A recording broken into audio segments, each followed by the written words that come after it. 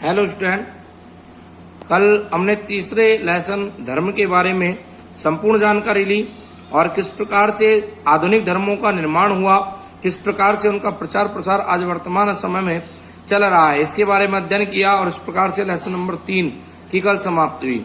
आज हम lesson number 3 के जो पाठ्य पुस्तक के जो पीछे के जो प्रश्न हैं उनके बारे में कुछ यहाँ पर जानकारी प्राप्त करेंगे और उनको हल करने का प्रयास करेंगे। यहाँ पर आपका पहला प्रश्न है, धर्म मनुष्य में पहले से व्याप्त देवत्व व आध्यात्मिकता का विस्तार मात्र है, ये कथन किसने कहा था? तो अगर हम बात करें तो ये कथन स्वामी विवेकानंद के द्वारा कहा गया था।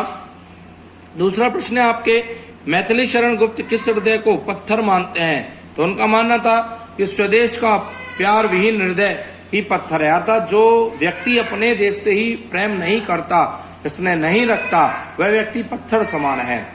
तीसरा प्रश्न है यहाँ पर, मनुस्मृति में कौन सा लक्षण धर्म के विरुद्ध माना गया है? तो यहाँ पर संचय करना, अर्थात संचय करने का अर्थ है कि आवश्यकता से अधिक व्यक्ति को अपने पास संपत्ति का संग्रह नहीं करना चाहिए। चौथा है आपके यहाँ पर, धर्मनिरपेक्ष राज्य से तात्पर्य क्या है?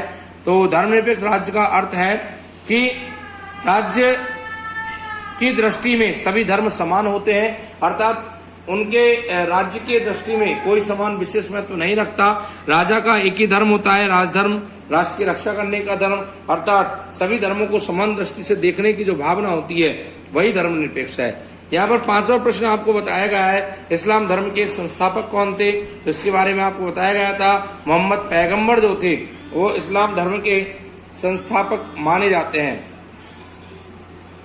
ये आपके वस्तुनिष्ठ प्रश्न थे। इसके बाद यहाँ पर कुछ अति लघुत्तरात्मक प्रश्न भी है और लघुत्तरात्मक प्रश्न भी। अति लघुत्तरात्मक प्रश्नों की अगर हम बात करें तो आध्यात्मिकता को धर्म का अभिकेंद्र किस विद्वान ने माना है?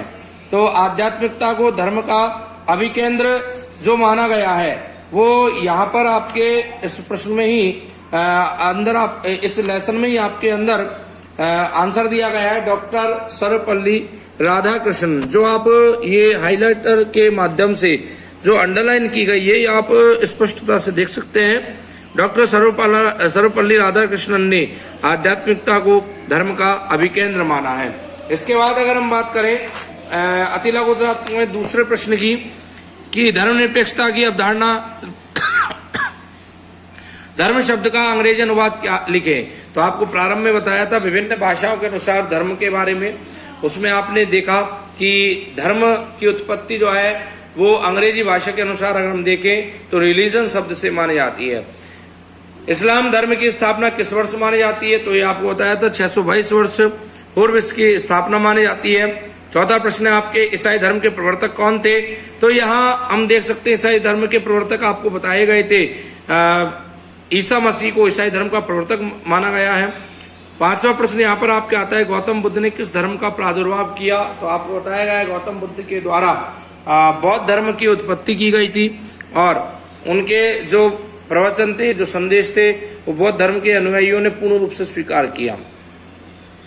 यहाँ आपके कुछ लघुत्तरात्मक प्रश्न दिए गए हैं, तो आप अपनी पुस्तक के अंदर भी इन प्रश्नों के उत्तर दे सकते हैं। जैसे पहला क्वेश्चन है, धर्म क्या है? दूसरा प्रश्न है, धर्मनिरपेक्षता की अवधारणा स्पष्ट कीजिए। तीसरा, धर्म और नैतिकता में संबंध बताइए। चौथा है आपके, ईसाई धर्म में धार्मिक अवधारणा क्या है? और पांचवा, इस्लाम धर्म के सर्वाधिक प्रचार प्रसार वाले देशों के नाम लिखिए।